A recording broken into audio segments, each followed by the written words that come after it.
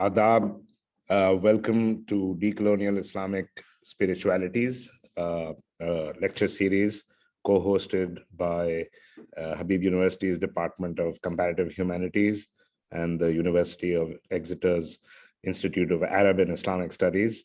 I'm Nauman Naqvi. I'm an associate professor in the Department of Comparative Humanities here at Habib University in Karachi. This series of ours, Decolonial Islamic Spiritualities, follows a series that we did last year, last academic year, 2020 to 2021, which was titled Islam After Colonialism. And that series charted the dramatic transformations under the devastating global impact of modern apartheid colonial rule in the nature of Islam in South Asia. There was more of a South Asia specific series across culture, religion, politics, society, and the arts.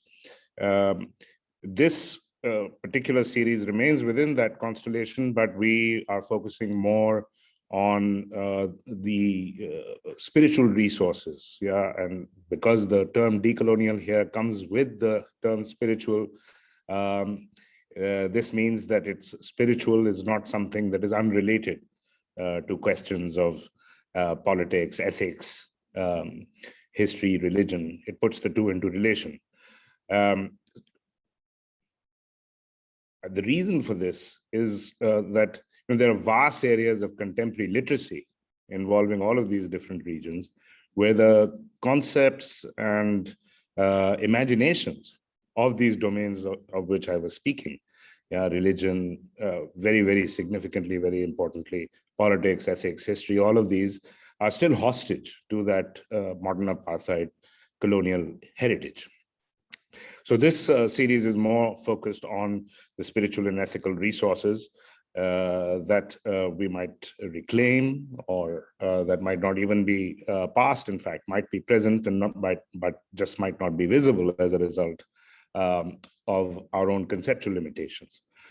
So with that brief introduction, I'm going to turn over to my colleague, Professor Sajjad Rizvi, who is the director of the Institute of Arab and Islamic Studies at the University of Exeter, to introduce our very distinguished guest today. Thank you, Nauman. And hello, salam, adab from me as well. It's a pleasure to introduce today Professor Rose Aslan, who is Associate Professor of Global Islam and Religion at California Lutheran University. Rose teaches courses on Islam, including Islamic spirituality, as well as comparative religion. Also, for a number of years, she's been researching the role of sacred space, the body and ritual within Muslim societies and cultures. Recently, for the last year or so, about last year, she's been on sabbatical in Istanbul, where she started a coaching practice called comparative flow coaching, where she draws on her academic background as well as the coaching training, and offers, as she puts it, a unique approach to supporting spiritually oriented women. I'm quite excited by today, quite simply because we're really focusing on the praxis element of what we want to be doing. So in the past, we've looked at the political issues in the background. So really this series is about, moving forward and looking at what the current resources are and what the practices are. So Rose's presentation is called Embodying Our Scholar Selves, Bringing Praxis and Compassion into the Study of Islamic Spirituality. I'm sure we're all very much looking forward to her presentation and looking forward to discussing it after as well. So without any further ado, welcome, Rose, over to you. Assalamu alaikum, and thank you, Drs. Naqvi and Rizvi. It's really an honor to be here and to be in this joint adventure between the two universities. So yes, my talk will be about the praxis, and we'll see how we can tie this all in together. This is something new for me, and let me share my screen so you can see my slides. Okay, can you see my slides? Okay. So I'm going to be telling a story more than giving an academic talk. And I told Sajjad this. He wrote me an email a month or two ago and said, would you like to give a talk in this series on decolonial Islamic spiritualities? And I was like, I'd love to hear what your response was, how it affected you. But I told him, well, at the moment, I'm not really working on any academic projects. I am writing a book on the side, but my main focus now is on the well-being of myself and others. And so I told him, I can't give an academic talk. That's not what I'm doing right now, but I can talk about the story I've been on as an academic to finding the meaning of Islamic spiritualities as a teacher, as a researcher, as an academic, and as a human, and what it means really to decolonize ourselves as scholars, scholars of Islam, of Islamic spiritualities, and to bring in our humanity as scholars. This is where the praxis comes out. Now, I'm not proposing we all become Sufis and go join the Mevlevi order and become whirling dervishes. What I'm proposing is that we merge our two selves as academic, as scholars, as researchers, and ourselves as humans. This is something that's been missing in academia, as far as I can tell, since I've been participating in it for the past 2 decades or so. And so I want to tell you my story as a researcher, as an educator, teacher, and as a human. And so this is going to relate to that, in that we really, I believe as scholars, and I hold that we need to learn to not just theorize about Sufism, about spirituality, about the body, about Islam, but we need to actually embody ourselves, embody what it means to teach these topics. It doesn't matter what your faith tradition is, but we need to embody ourselves and to deal with our students and our research topic from a more embodied perspective. So when I watched Cyrus Dargar's talk with this series a couple of weeks ago, I thought it was interesting that Sajjad mentioned, let's talk about the presence and future of decolonial Islamic spiritualities. At first I heard him say presence instead of presence. And I was like, oh yes, let's start with presence. This is how I start everything. And so I wanted to propose we do something a little bit different. Personally, I've never experienced this in an academic context. Maybe some of you have, but I would like to take you through some movements, some somatic awareness of becoming present within our bodies. Because if decolonizing Islamic spiritualities is about our present and the futures, I believe that presence is also part of this. So before I start, I just want to say Bismillah ar-Rahman ar-Rahim, in the name of the most merciful, the most compassionate. I'm going to lead you through some activities, some movements. They're not, they don't adhere to any specific religious tradition, so you can be from any tradition and practice these, because we're going to be practicing sitting with our bodies. And this is because as academics, as scholars, we often forget we have a body. And so I want you to experience your body for a few minutes during this process. The first thing I'm going to ask you to do is take your right hand and place it over your heart space, over your chest. And take your left hand and place it over the back of your neck, right below your skull. I just want you to sit and see how that feels. These are two very sensitive parts of the body. The back of the neck is connected to the vagus nerve. This vagus nerve controls our entire nervous system.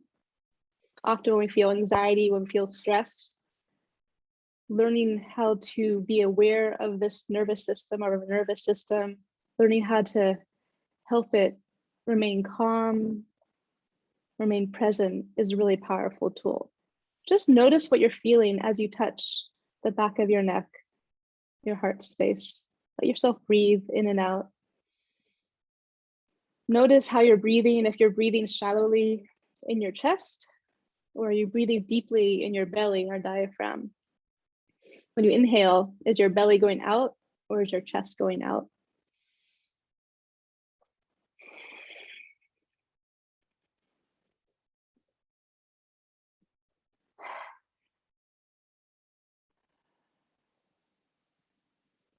Now you can, at this point, you can put your hands anywhere you like. You can keep them there if you like it, or just place them on your lap. I'm going to take you through a breathing practice. One thing I've really found useful over these past years is something called breath work.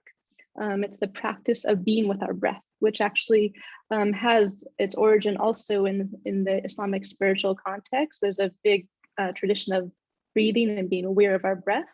This has nothing to do with Sufism. This is just a practice that can help us gain more awareness of our breath. This particular practice is called box breathing.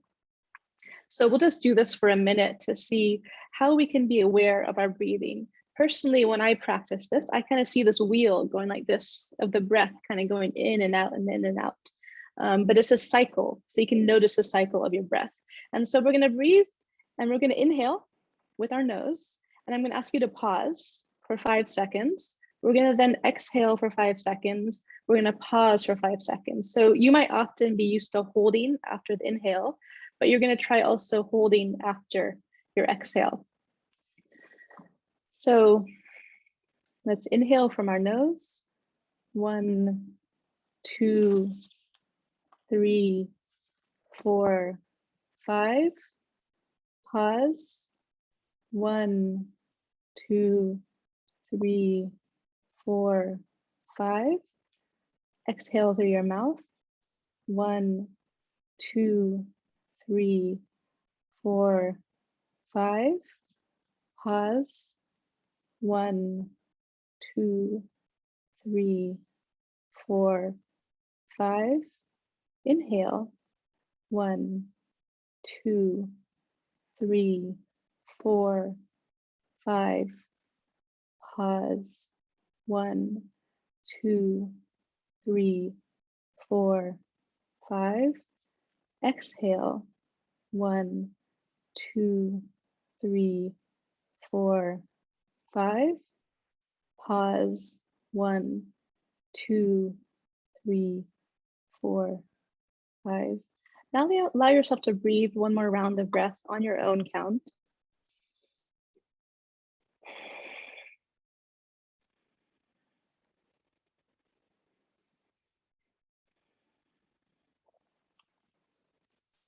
At this point, I'm going to ask you to look around the room you're in. Just notice the objects around you, maybe things that bring you joy, pictures, objects, colors. Just notice, and I want you to land your gaze and spend 30 seconds gazing on an object that brings you some joy when you look at it. Brings you good memories, good thoughts.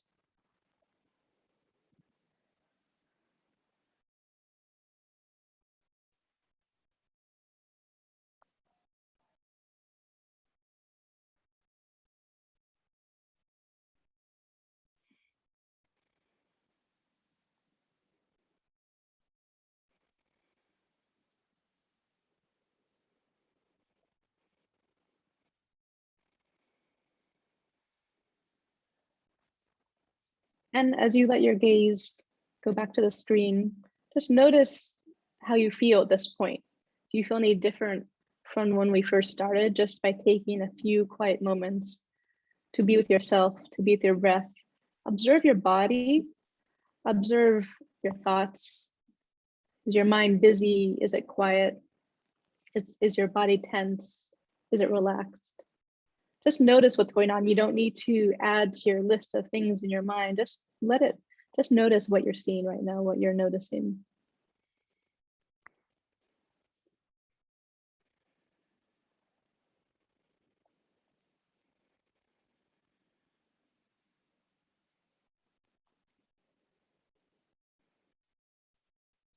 And as I end this practice, think about after this talk, who you might engage with in your family, in your friend, in your circle of academics. Who would you like to connect with? Who can support you whenever you need? Can you say something kind to them? Can you do something kind for them? That would be easy for you. Just think about that. What can you do to ask for support from someone else? What can you do to offer them a gesture, a word of kindness? Thank you. Now imagine if every academic conference and talk started with this. Would you feel a little bit different at conferences? I know I've been to many conferences where kind of falling asleep a little bit, especially because of jet lag, if I've traveled across time zones. And I love going to conferences and being intellectually stimulated, but it's quite hard to keep up to listening to people give papers all day long, because we're human and we only have so much concentration. Imagine if at conferences, at talks, if we're giving these few moments before we started, just to check in with ourselves, to breathe, to feel present in our bodies, because we are humans with bodies who might be academics as well. But I've noticed, and why I'm giving this talk is that academics especially are more disembodied than some other people. And why is this? Why do we need to do things other than theorize? I think theorizing about decolonizing Islamic spirituality is a very important topic, but we also need to embody ourselves and be in the present. Most of us are workaholics in academia, and that includes students and graduate students, as well as academics, professors, researchers. Many of us function primarily from our intellect. And it's a wonderful thing. We're people of the mind. We love to seek out new topics and learn and cross-fertilize and bring together ideas for new analyses and perspectives. But that means we often neglect what's below our mind, what's below our intellect. We forget that we do have a body underneath. Also, when we do our research, we're always researching humans. We're not researching geology, so we're always researching humans. Humans who lived generations ago, humans who live now. We're researching their ideas, their writings, their actions, their behaviors, their interactions. But we are studying other humans. And it's often interesting how we often disembody ourselves from those humans we're studying. We don't often contextualize those humans who we're studying. Often it's interesting to think about the study of Islam and Islamic spirituality. If you think about the bodies of the people we study, most often they're elite men. And in the process of decolonizing ourselves, we have to realize that we're leaving out a lot of bodies.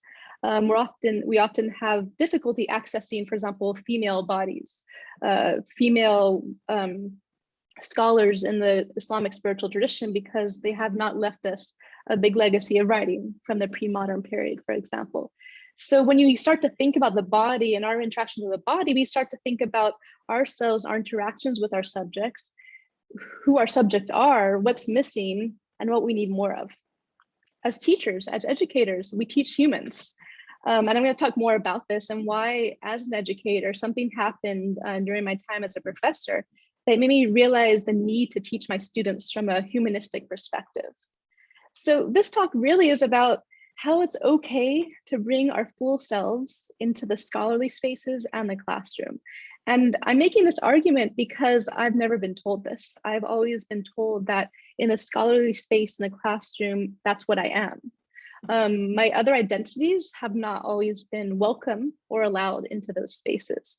And I'm here to say that it's okay to bring in these other identities and these other needs and ways of being. So I want to introduce you to myself through my office. Now, I've not been here since December of last year, or January of this, earlier this year, but this is when you come down the religion hall or the humanities hallway in my building at California Lutheran University, you'll find a very colorful little space in the center of the hallway. That's the religion department, and I have the most colorful doorway. And what you'll see is I love domes, as you can tell. So I took out a Saudi Aramco calendar and I posted all their beautiful domes on my door. On the right, you see all kinds of beautiful art projects from my students in my Quran and Islamic spirituality class and exploring Islam class. I have some calligraphy on the left. I have a poster from a Muslim women's fashion exhibit in California. And I have all kinds of pretty little decorations I've taken along my travels. So when you come down to my office, you'll be hopefully greeted with some beauty along your way for my students, for people walking down the hallway. And I find this really important because one thing we're doing as scholars of Islam, as scholars of Islamic spirituality, is we're teaching about these topics. And what's a better way than just to show some of the beauty that comes along with this? So what are some of the things I've actually personally studied as a researcher? I've jumped around in terms of geography, in terms of time period, and what I've been interested in intellectually. I've studied contemporary pilgrimage of people to Rumi Shrine, tourists as well as Muslims. The current book I'm trying to finish up here, is the challenges that Muslims face praying in the United States in post 9/11 context. I wrote my dissertation on the development of pilgrimage rituals to Najaf. I know they're very disparate topics, but they actually do go well together when I tell you how. I've been looking at Istanbul at the production and perception of traditional, quote unquote, Turkish art in contemporary Istanbul. I've written papers on what it's like to teach Islam and comparative religions in a Christian university as a Muslim scholar, and lots else. So I've kind of jumped around, but what I've always been interested in is ritual, the body, sacred space. These are intersections that have always interested me. And because of that, I've been especially interested in learning about and studying the body, which is obviously a theme in this talk. As a researcher, as an academic, I've attended the usual guild conferences. I've presented lots of papers. I've attempted to build a decent reputation as a scholar. I worked really hard. I would say I probably overworked to get the elusive tenure. I got funding opportunities, lots of other perks that come with being a scholar, like travel to conferences. Of course, what you don't see is all the rejections, all the failures. I got rejected and declined from so many opportunities along the way. Of course, we don't usually talk about those failures, about the things that we've been declined, all the scholarships, the funding opportunities that, no, thank you, you're awesome, but we don't want you. So I've succeeded in some ways and I've failed in many ways as well, because I'm human. But here's what I didn't get along the way. I really was tapping into my masculine side, my masculine energy along the way, is just working through to get everything accomplished, leaving aside my feminine side. What I didn't get is mentoring and support in the academic context for my non-intellectual parts of myself. Encouragement when I failed. Often academia, we're hypercritical, and so we either cover up our failures or we silently feel really awful because we know that sharing failures is not often praised or celebrated. I didn't receive advice to take care of my body and mind equally. I was told that's beautiful to foster intellect.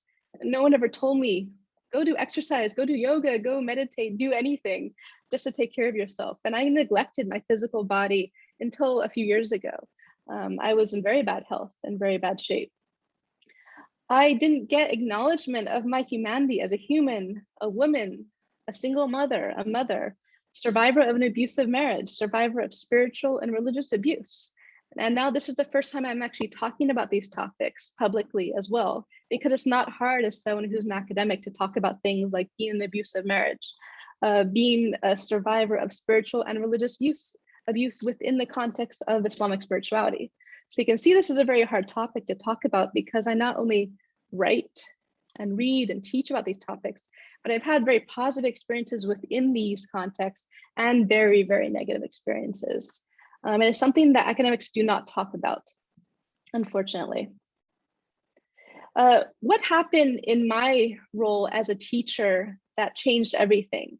As you know, the United States has a lot of school shootings and mall shootings. One reason why it's nice to be in Turkey is because it just feels a little bit safer here.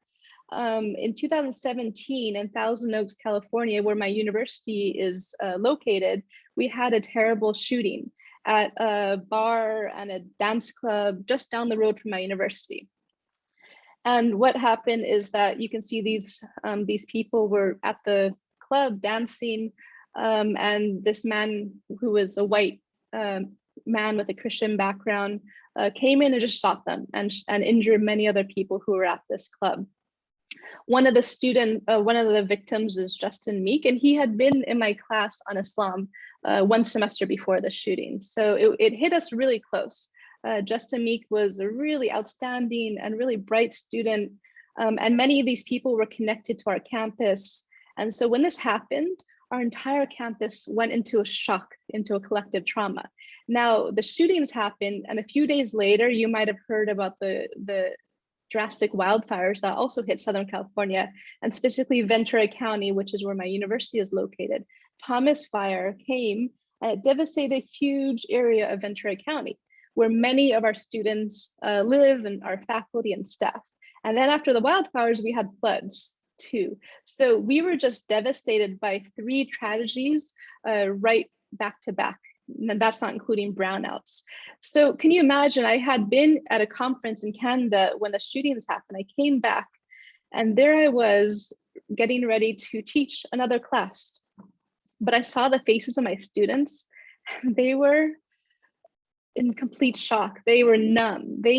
I couldn't just teach them as if and pick up where we had left off of before everything had happened. I couldn't do that. My students were in complete shock. Some of them knew the victims at the bar who were killed mercilessly by the shooter. Some of them were living in temporary homes because their home was burnt down. I couldn't just teach them. So what did I do? I started going to Google, right? We always go to Sheikh Google when we need help. I was someone who also had neglected my personal well-being and health at that time. So I didn't really have a lot of resources. So I went to Google and I was like, how do you teach students in a traumatic context? What do I do? And one thing I saw that they recommended is trying mindfulness practices. How do you help someone who is in a state of trauma? Allow them to come to be in the present, to think about, to focus on their breath and not to focus as much on what's going on inside their minds. Now, this was really, I was doing triage at this point. I was like, how can I even just help my students talk about this topic? It seemed so unimportant at the time because all they wanted to do was process this trauma, the grief they're experiencing from 3 back-to-back disasters that happened to us. And so it was a very difficult time. I did bring in various mindfulness practices, but at this point, what hit me is that my students are human and I can't just teach them content. I can't just teach them about Islam, about Islamic spirituality. I needed to teach them to their humanity. I needed to work with them to make sure that they felt cared for, that they felt that they were coming to class to learn, but also to learn about their humanity. And so this is the turning point in my own pedagogy, in my own research, in my own personal journey as a scholar and human being, is all these tragedies. So I started to do various practices. I'm at a Christian university. So here I am, a Muslim scholar at a Christian university. We have a chapel. I used to go to the chapel quite often. I actually gave a sermon in the chapel soon after this disaster. We have something called a labyrinth. If any of you have been to churches, we have labyrinths. And so I brought my students to the labyrinth. I brought them on educational nature experiences. We used to climb up to the top of our hill near the campus. We used to spend time in our farm area. And I wanted to bring them outside, do experiential walks where they can just notice and observe their environment, their nature, because I found out so many of them, their reaction to trauma was just spending all their time on social media, spending time on their phones, and it was getting them into a deeper and deeper point of despair. Now, I couldn't fix them. I'm not a therapist. I'm not a trauma mental health professional, but I can just do little things to recognize their humanity, to help them learn the regular content I was offering to them in a place that felt safe, in a place where they could be fully human and fully present. Here's a picture of the chapel where I used to take students, Here is me celebrating my tenure with my colleagues. And as you can see, they have, this was Ash Wednesday, so they have the Ash. Almost all my colleagues are ordained in various denominations in Christianity. So it's a very interesting environment to be in where I'm not Christian, I'm teaching about non-Christian traditions, but to be in an environment where my colleagues were often teaching Christian students and also embodying what it means to be a Christian to their students. Now, I had to figure out, what does that mean as a scholar of Islam and a Muslim? It was a very different process for me, but I would definitely say my colleagues helped encourage me to think about that process because they were able to embody their various identities because they were obviously in a college and they were in a body and an identity that was part of the mainstream context. And that was much harder for me as at that time, the only Muslim faculty member in the entire Christian university. But it was very useful to have these colleagues who were deeply spiritual in their Christian context. Then I had, I've taught Islamic spirituality numerous times. It's definitely my favorite course to teach. But after these tragedies, I started to change how I taught the course. I started off just teaching the text, the traditional way of approaching the history of Sufism, the various scholars and schools of Sufism and practices of Sufism, etc., like many of us do.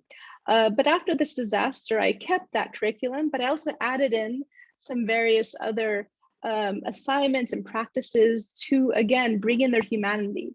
And I can't tell you how much this affected the students in a positive way.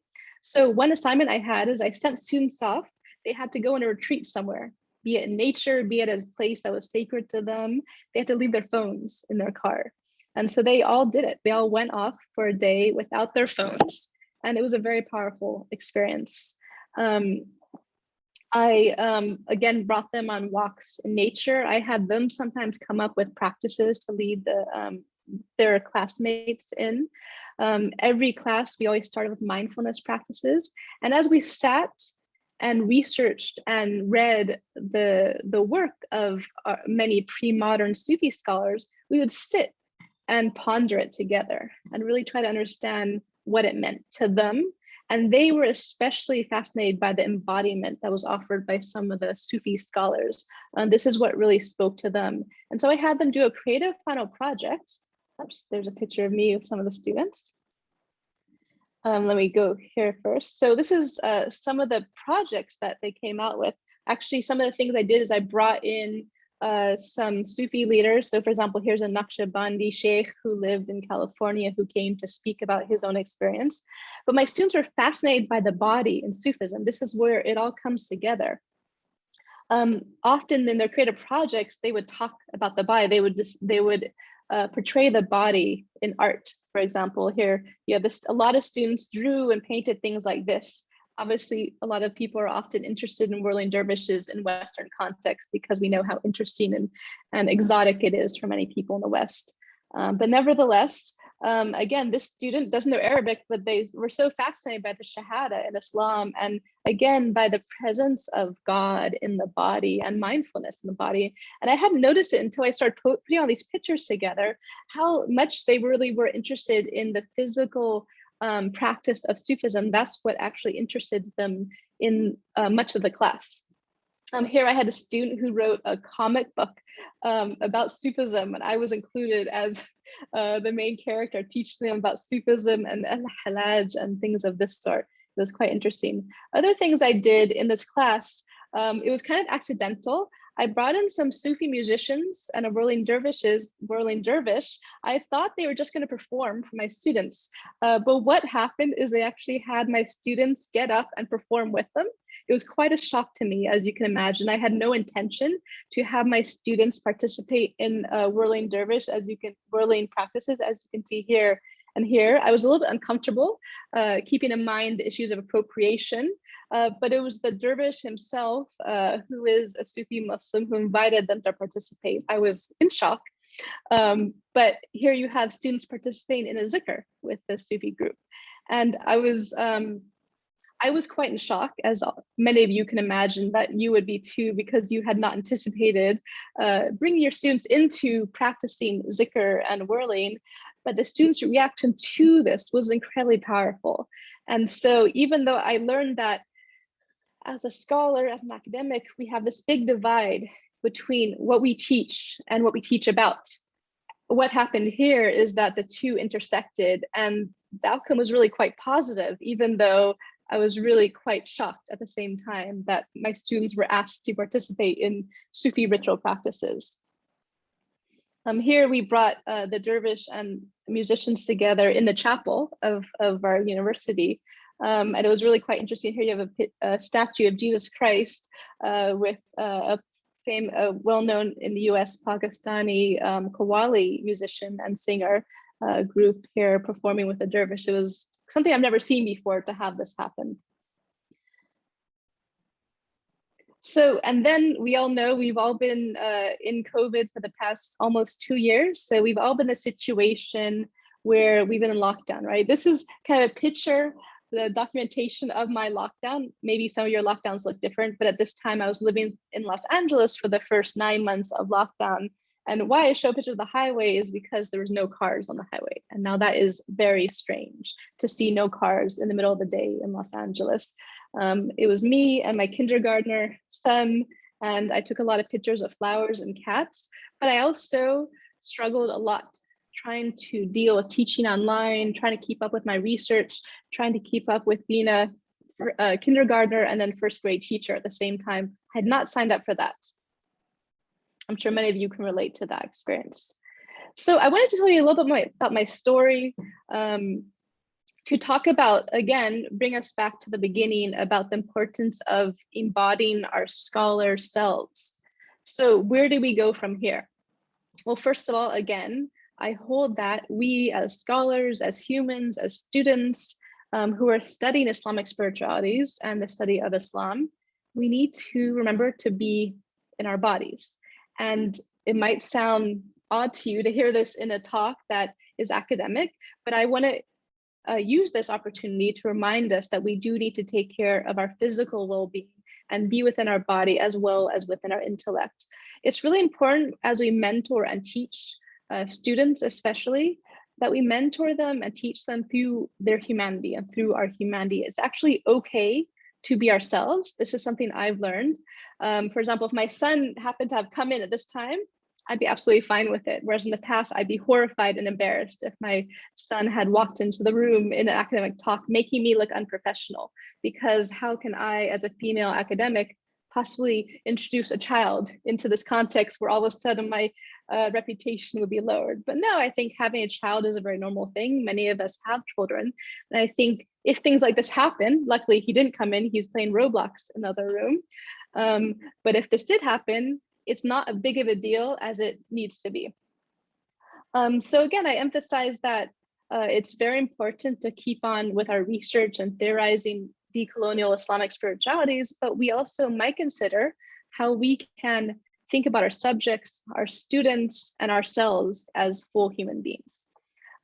Finally, I think it's important to address very serious issues in academia, and then within the context of Islamic studies. But if you're a faculty member, someone who mentors students, think about how you mentor your students, how you can mentor them as a human being. You can show your human side and also recognize their human side. And mental health is a really important topic that we often neglect in academia. Of course, during COVID, this has become more of an issue, more of a spoken about topic. But I really hope that this is a topic that many more of us can start talking about in the classroom, in our research. It's okay to talk about this in a context like this. Other topics such as spiritual abuse, both within Sufism, because we're talking about the study of Sufism, as well as among people within academia who might adhere to certain spiritual or Sufi groups and who who are known for being abusive to some of their members. And I know this is a very controversial topic, and maybe we'll get some questions about that, but I really wanted to point this out because I know a lot of scholars and young scholars, especially female scholars, who have suffered because of all these issues I'm listing here. And I'm sure they're not the only ones. What I'm talking about here is anecdotal, but I know the power of speaking to people and talking to people from the entire whole being perspective. So how do we get there?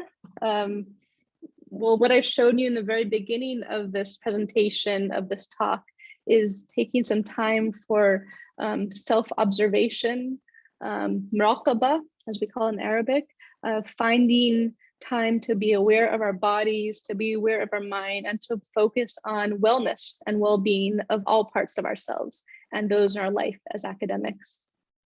So thank you. Thank you so much for that. Very interesting presentation. It's such an important question and set of concerns. I mean, before you came on the scene, Sajjad and I were talking, and I was saying that this is, very, very modern, this diremption because, in the past, of course, I'm teaching a class this semester. It's called Comparative Hermeneutics of the Self, in which we started with Foucault's Hermeneutics of the Subjects, readings in antiquity about this old, theme, which was essential to the whole enterprise of knowledge, which is epimeleia hoiatu, which means taking care of yourself. That was an absolutely essential part. In fact, it was what it was all about, because knowledge was, of course, tied to salvation. So if knowledge is tied to salvation in this very practical way, so it's not, we are actually Gnostics, moderns, in the sense that we think that simply knowledge will save us. But and I guess in the Muslim tradition, one of the most obvious things about this relationship between scholarly activity and taking care of yourself in a very physical sense is in this old term hakim, which referred, of course, to both a scholar and a philosopher, as well as to somebody who was a master of medicine, directly concerned with the body and dietetics, etc. Meditation, of course, also extremely important to all of these people in the past, scholars, etc., embodying. Actually, another aspect of the culture of knowledge, which I think is actually runs totally counter to our modern, the way in which our knowledge system is set up in modernity, is this old relationship. And I want to ask you about that. Is this old relationship between faqr, literally poverty. That. He starts out this George Makdisi's book, The Rise of Colleges in Islam in the West, as an epigraph. Makdisi has these two quotes from two different scholars, one Muslim scholar and one Christian scholar. One is in Arabic and the other is in Latin, and both of the quotes from the 11th century, and both of the quotes have some common points about what it takes to be a scholar. And amongst the characteristics that coincides in both of them is poverty. So that was actually that was very much the way we live our lives today, scholars. The kind of simplicity and the poverty, literally, that was expected, and it was expected as a necessary condition of knowledge. The way I make sense of that is that, since we scholars strive to be impartial and objective, if you're going to be impartial about the world, the only way to do that is actually to be poor, not to be invested in the world. If you are invested in the world, how are you going to know what the world is worth if you're not going to be able to have a perspective on it? So poverty, that's also something that really runs counter to the entire system of modern knowledge. In fact, in the academy, a lot of the stuff is exactly about our salaries, and if you work in a university where they offer you apartments, etc., lots of competition amongst professors about who gets what kind of apartment. I've seen this a couple of places, or whatever, housing, all of these kinds of things, which are totally bourgeois. Totally bourgeois concerns, and are really quite unique to the modern culture of knowledge. So those are some thoughts that I had while listening to you.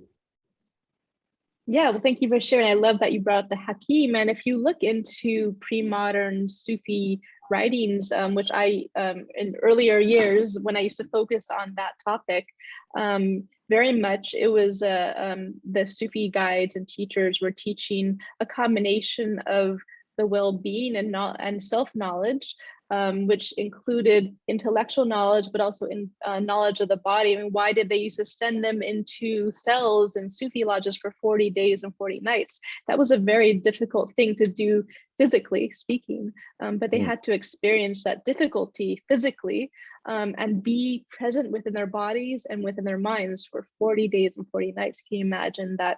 It wasn't just an intellectual journey, but it was also a physical embodied journey as well. But we often forget that, like you said, in the academic context. And I like what you brought up about faqr, about poverty.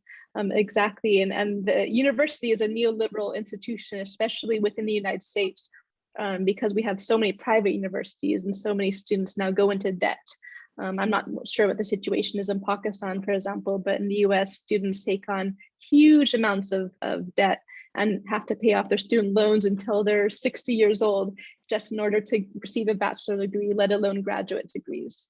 So it's really quite an interesting path that we all choose to take.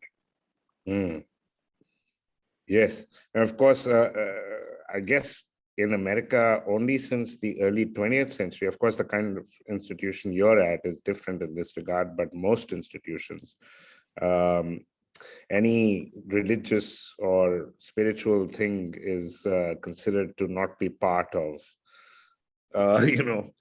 Exactly. Yeah, so there's Yeah, vast well, experience. exactly. Yeah, and Exactly. keep talking about ethics, but in terms of, so one of the things that I'm actually, the reason I was teaching this course, one of the things that I've been thinking about is that, also as political people, as people on the left, I mean, the kind of trouble that we're in and the kinds of troubles that are coming our way, how are we going to have, because this is something, for instance, in the Marxist tradition, it's as if ethics would just take care of itself. Yeah. Well, but it can't. Ethics can't just take care of itself. How are you going to cultivate strong ethical subjects? How are our students? I mean, I can't even imagine what all they're going to go through in their lives, in the kind of world that has been prepared for them. So we don't actually, as you're trying to do, we don't actually do anything for them to have that kind of inner strength. Exactly. We're not equipped to offer students preparation for anything that's coming, global warming, who knows, pandemics, wars, whatever that might be. Fascism. Yeah.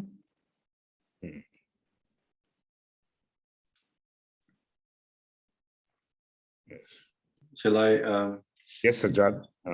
Yeah, no, I thank you for that. I think that was very useful. It reminded me of one thing which is quite interesting, which was that, during the lockdown, it was extremely common in a number of schools. So, for example, the school that my kids went to, still go to, in fact, that they would have a bit of time every day set aside for mindfulness and kind of meditation practices. But the idea that we would do that with our students who were teaching online never arose. And in fact, if anything, while we were all very aware that mental health was a big issue and we needed to be much more concerned about our well-being and our students' well-being, the immediate effect of lockdown was to make all of our workloads just crazy, right? So, going from 1 or 2 meetings a week to like a few hours every single day, like last year from April to, I would say, October, when, as Nauman knows, I ended up actually in A&E because I'd had enough. I was probably on meetings like 2-3 hours a day, right? Oh. Now, and that was very common. None of us had a summer last year or this year. And despite the fact that universities, especially research universities, are supposed to consider summer your sacred time for research, that did not happen in most places, right? So I think that is a very important point that we need to concern ourselves with. And you're absolutely right. I mean, one of the fundamental things about decoloniality is this question of position and this question of embodiment and who we are and what perspective we're speaking from and being from. And for that, it seems very odd to even think about teaching about spirituality without some notion of what that actually looks like or what that feels like. It seems very, very strange to even attempt to do that. And certainly I think we're now at the point where, the very idea of objectivity based on some sort of disembodied set of minds interacting with each other just doesn't make any sense. It doesn't make any sense. And one wonders what the actual pedagogical justification for such an approach could even be, right? So I absolutely take your point. The well-being one is absolutely central. This is what we really should be dealing with. And we haven't in universities done that at all, either for students or even for colleagues. And I know plenty of colleagues who've suffered greatly. Not just the simple juggling matters, you can't be doing meetings and doing work and teaching, and then you've got like your kids in different rooms also on the computer, and some of them need help with this and that. I mean, it's just, and your Wi-Fi can't deal with it. It's like simple kind of tech issues as well. Yeah. I mean, I think that is a fundamental problem. But alongside that, the bigger problem, which you've already indicated, and this is a problem that often is broached when people talk about decoloniality. And that is that if you have a university which fundamentally is a business enterprise, is a neoliberal enterprise, as you put it, quite rightly, how can that possibly decolonize itself? It's just, I can't even begin to think how that would be possible. So that's a wonderful question. If I go, not so much to my dean, because I think he's very sympathetic, but if I were to raise with senior management, issues like, I think we need to bring in mindfulness practices for colleagues and staff, like every single day. We need to integrate it. We need to be much more aware of how the context in which we're living. So, our university has gone back to face-to-face normal teaching as if nothing ever happened, right? And a lot of places have. Most of our teaching is just as if nothing happened. You walk around campus, hardly anyone's wearing a mask, and you're like, oh, so nothing happened. And there's a complete denial, actually, in some ways as well, which I find very, very bizarre. So, the pandemic has changed us, and it's one of many which, as we move forward, the whole question of how in modernity technology changes us is not considered. The one classic response to the pandemic was like, well, let's come up with really cool software and apps to teach in more effective and efficient manners, and using technology and media that people that kids like to use. And you're thinking, well, that doesn't seem to be the most obvious response to dealing with this, because all of those elements of technology are even more kind of disembodying, are even more kind of depersonalizing than anything that we would do in a lecture theatre or in a seminar room. So yes, thank you. I mean, I think that's these sorts of questions of actually reflecting on the self are absolutely central. Even before you can begin to pick up, a text of, Ghazali's or Rosbehan or, Nizamuddin Aulia, etc., which are all deeply embodied texts, right? You need to think about, well, who you are and how you're reading and where you're reading and why you're reading and all these other questions. Yeah, you bring up a lot of really good points, Sajjad, and I really appreciate your reflection on what I presented today. And one thing I wanted to mention is that as a female professor, I've noticed that students often come to me much more so than my male colleagues. And this goes across the board for all my female colleagues around the US. I'm not sure about other countries, as well as faculty of color. So I find this interesting that they all report, and there's been studies on this, report that students will go to faculty almost as a therapist. I felt like sometimes I've been a therapist for students, and they let out their emotional load onto me, and I usually refer them to counseling, but maybe that's why I became a coach as well, because I realized I had the skills based on all the students coming to me. But some faculty more than others experience the mental load that students are bearing because they're more willing to speak to them than other faculty. But I think what you're asking about, how can we even attempt to work with this issue of this neoliberal university in our capitalist societies? We just do little things that we can make a difference with. This is my philosophy, is I cannot unravel and deconstruct the neoliberal institutions in our society. I have no power to do that.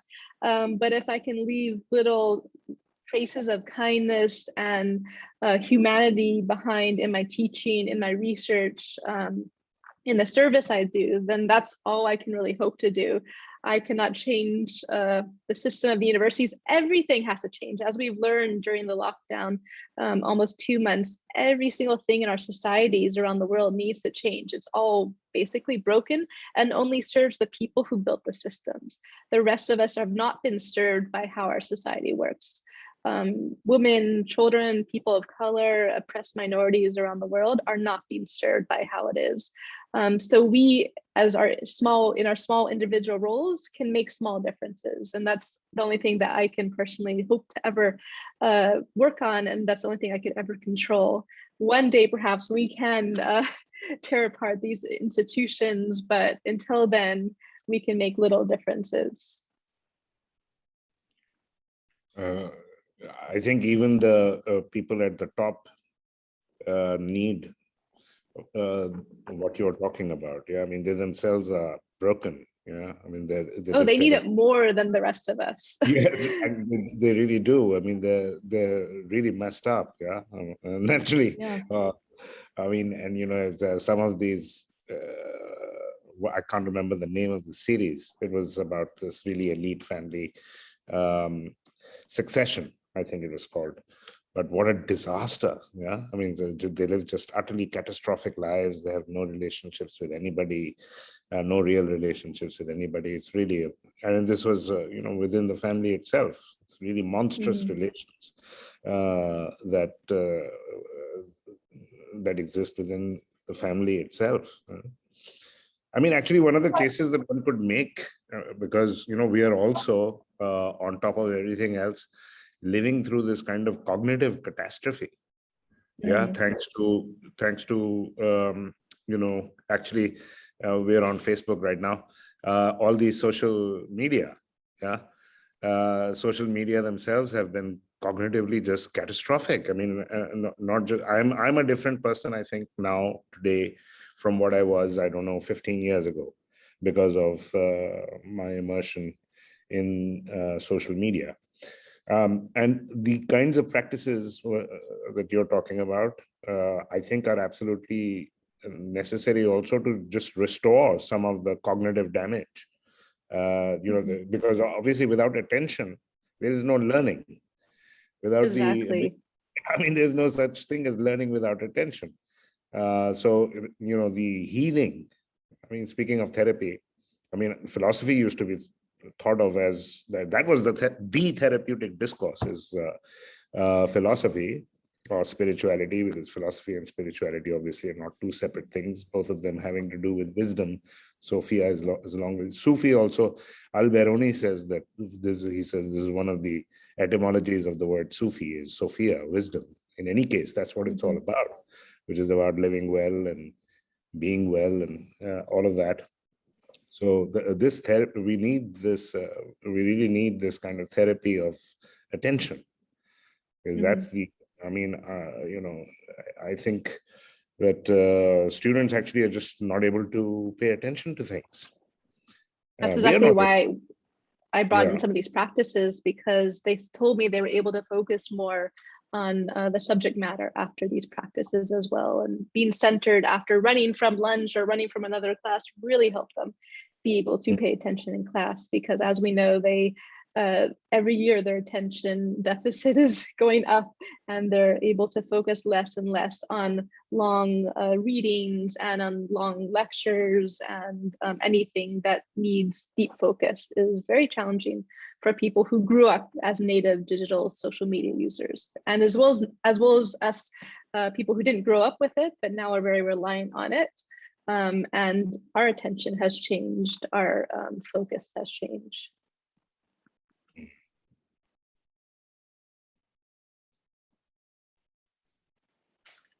I mean, one of the things also you mentioned earlier was this question of abuse. And I mean, in this context, you know, if you ask most academics what is the central pursuit in what they do, they'd probably say something like academic excellence or scholarly excellence.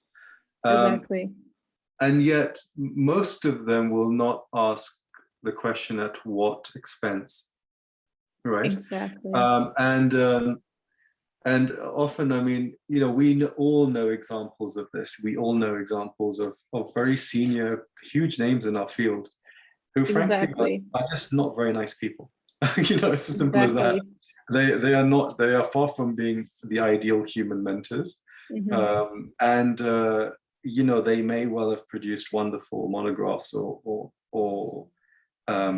articles, but when you look at the kind of the trail of destruction amongst their students, right? You kind of wonder exactly at what expense has this been. It doesn't mean that we are, you know, we don't think that there should be standards or there should be striving to do the best that you can when you are doing research. But there's got to be some kind of consideration of the other. You know, it's not just, you know, bad mentoring and bad supervision. It's plagiarism. It's, you know, even kind of more explicit forms of abuse. And I just still find it astonishing that we don't actually call it out. And in many cases, it's because a lot of people don't feel they have the power to call that out, right? So again, you know, when you're talking about spirituality, which is about, you know, in a sense, the contentment of the soul, you know, in the face of the real, you know, which you could, in one sense, describe it as, you can't possibly even get to that if you're dealing with all these other issues around you. Exactly, and I received tenure last year, which is why I feel more free to talk openly. But for all the years I was in graduate school, all the years I was working towards tenure, I felt censored. And I still feel censored to somewhat, but at this point, I really have a lot less to lose. So I feel I'm able to openly speak about these issues. My spiritual abuse didn't happen within the context of academia, but I do know, especially female academics who have experienced abuse from academic scholars of Sufism and Islamic studies as they recruited them into abusive Sufi orders, or not abusive Sufi orders, but orders where there was abuse of some of the followers in the group, for example. And I have not heard people calling them out. I've heard some of the survivors calling them out. I haven't heard senior academics. I appreciate you, Sajjad, recognizing this is an issue. And clearly you and most people know about these stories. We know what is going on, but we don't talk about it. But if we have these really treacherous things happening within our academic circles, within the study of Sufism, Islamic spiritualities, this is a problem. I no longer am able to remain silent on the fact that their scholarship is good, so let's just benefit from their scholarship and leave aside the person behind it. You know, this came along with the Me Too campaign, right, which happened a few years ago, and then it touched upon Muslim scholars within the United States and Europe being uncovered and exposed for their various abuse and indiscretions, despite playing the role as a very pious scholar. And so we had the Me Too in the Muslim community, we had the Me Too globally, but we haven't had that Me Too in our field yet. And it's a really hard one because, again, we present ourselves in academic circles at, according to our intellect, our scholarly reputation, and we just don't talk about or acknowledge things that especially some younger academics have suffered through, and perhaps some older ones who haven't spoken out about that. And I really wish we would speak out more about that.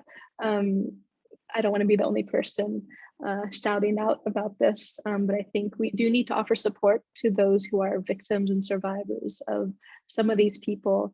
And we do need to protect other young scholars from these people, and to make sure that we mentor graduate students in a safe environment where they are recognized for their humanity as well as for their scholarships. No, I mean, this is precisely kind of the problem, isn't it? In the sense that, again, if I remember one conversation with a colleague who I'm sure both of you know, who once said to me that, you know, we were talking about how you teach, for example, the Quran or Quranic exegesis, or how you teach certain kind of classical texts. And this colleague said to me that they found it quite disturbing doing so because there were certain passages and certain texts which were really triggering for them, in the sense that reminded them of trauma, right? Now, Exactly. of course, for many people, when you think about it, how can it be traumatic for someone, for example, to listen to the light verse? Or, or someone reading some passage from the Ihya Ulumuddin, which on the face of it looked perfectly, holistic and ethically kind of edifying. And yet that's because it reminds them of a context which was far from that, right?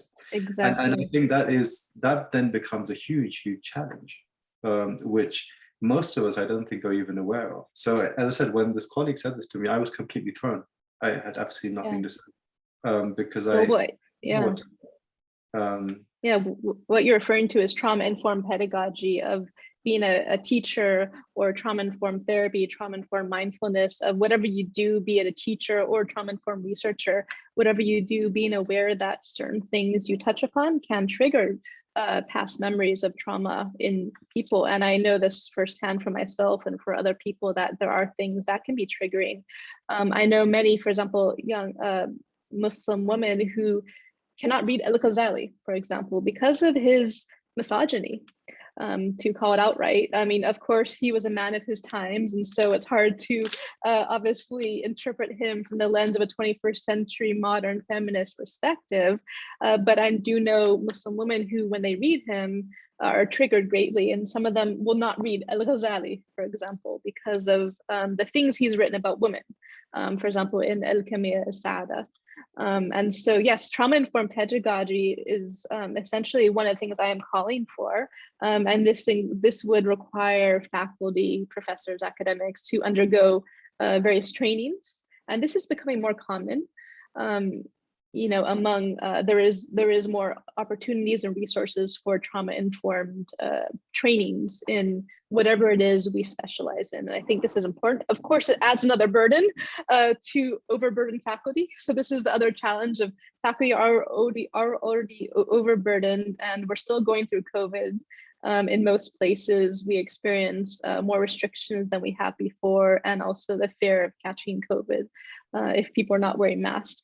And so people are already overburdened, and to ask them to add this to their lists of specializations and trainings is also very difficult. So how do we balance the need for trauma-informed pedagogy, the need for bringing our humanity and recognizing the humanity of ourselves and our students and other faculty and academics? All of this is not easy, but I suppose the easiest thing we can start with is showing up as ourselves, our full selves.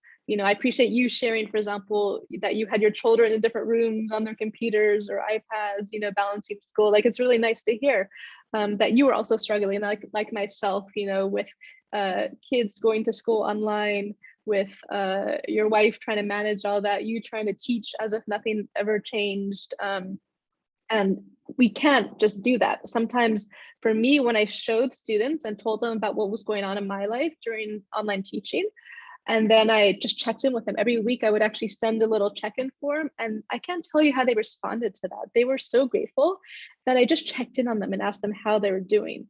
I would send little notes. I would do the check-in form on a regular basis. And they just wrote effusive thank you notes for doing that, because no other faculty members showed care. They continued teaching as if nothing changed, like you had mentioned, but everything changed. And so I changed my curriculum to be more in tune with where I was at, where they were at, recognizing that nothing was normal. And I don't know if it'll ever be normal again at this point.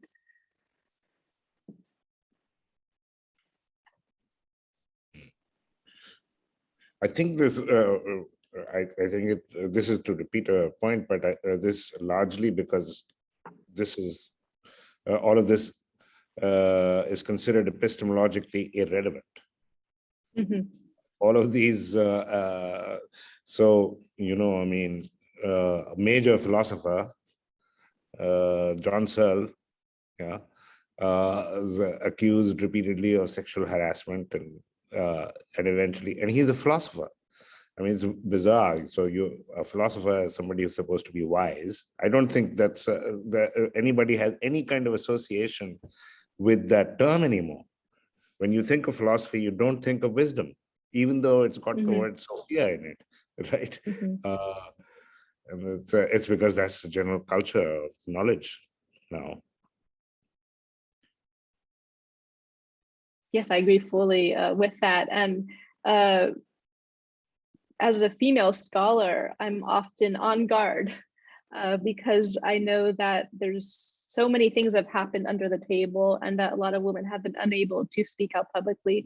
And as a woman, I've been able to hear some stories from friends and women I know, both personally and also in private online forums for women academics, where they tell stories of what's happened. And I'm not surprised by anything at this point anymore about who is involved in these kinds of forms of abuse. At this point, it could be anyone. And it's not just men, it's often, there's also women who can be abusive as well. So the situation is we just need to show care for people around us and make sure they know they can speak to someone who's safe and who will listen to them and who will respond accordingly to protect their interest. Mm.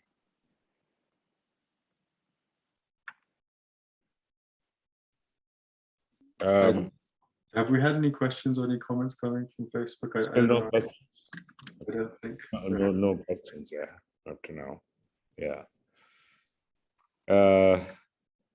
Well, that was a really heavy duty session. Thank you so much. These are very thoughtful presentation and lots to think about and see what we can do in our limited spheres of action as scholars, as teachers. I mean, I think this is, in many ways, today's session has been absolutely fundamental to what we're trying to do with decolonial Islamic spiritualities, because the whole thing is not just about how we change the way we think, but it's also the way we change the way we do things, right? Exactly. Yeah. Thank you, Sajjad. Practice element of that, and I think that's really important.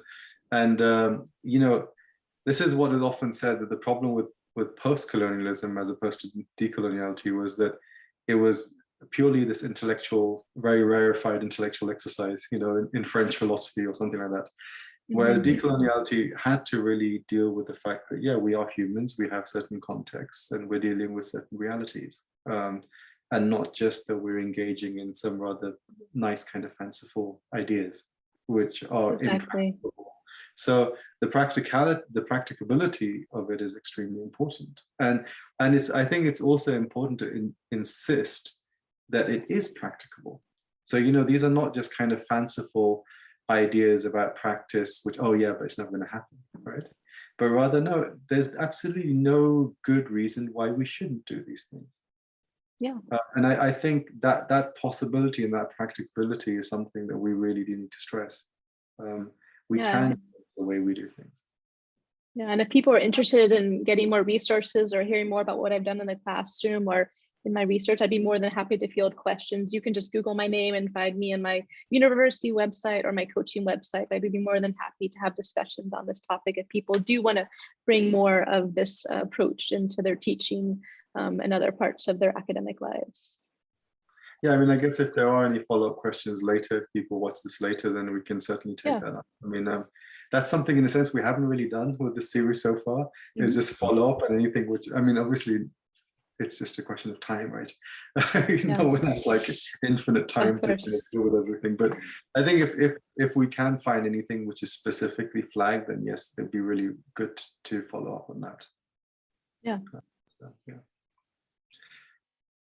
Well, thank you so much for having me. It was an honor to be here this evening in Istanbul, between Pakistan and the UK. Again. And it's getting dark here now, so it's it's night now here. But thank you once again for joining us. Thank you to everyone else who has joined us as well. I guess there's nothing left to say from me, but just hope to see everyone again in a couple of weeks for the next one of these, and do take care and be well.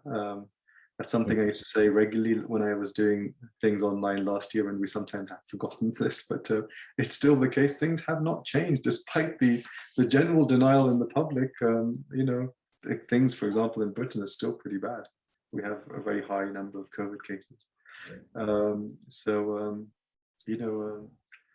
Thank you again, and hope to see you in better times in the future, inshallah.